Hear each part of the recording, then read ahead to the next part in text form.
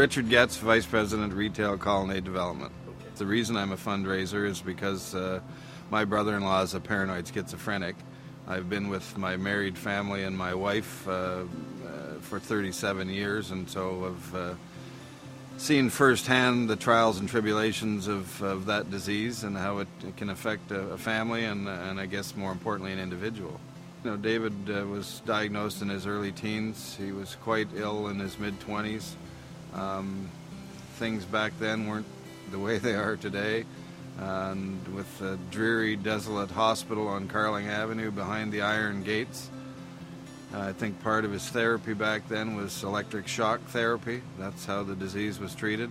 I guess the bad news is we've seen the darkest moments of this disease and how it can affect a loved one and a family member. I guess the good news is the brightest moments are now and ahead, because thanks to the Royal and their research and treatment, David lives a relatively normal life on his own as a member of society, and everything's great. And if it hadn't been for the hours and the time they spent raising money and volunteering, I don't believe David would be in the situation he is in today. And it's largely thanks to them that he is where he is today for their efforts. My two young daughters grew up knowing that they had a mentally ill uncle, and they love him as much as they love all of their other uncles, and they interact with him the same as they interact with all of their other uncles, and they're in their 20s now.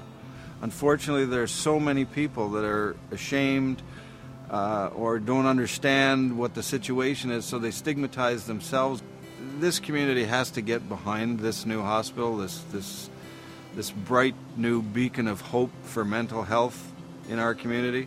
So I would ask people in the business community is when they're budgeting their charitable contributions for the years ahead, when people are budgeting their charitable donations for upcoming years ahead, that they think about the Royal Ottawa Healthcare Centre, because it's a very, very worthwhile investment.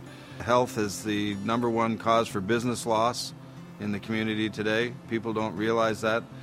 They're helping their own employees deal and cope with their day-to-day lives and the stress that's involved in that. What Daniel Alfredson has done for this campaign is it's advanced the hope for mental health by 20 years.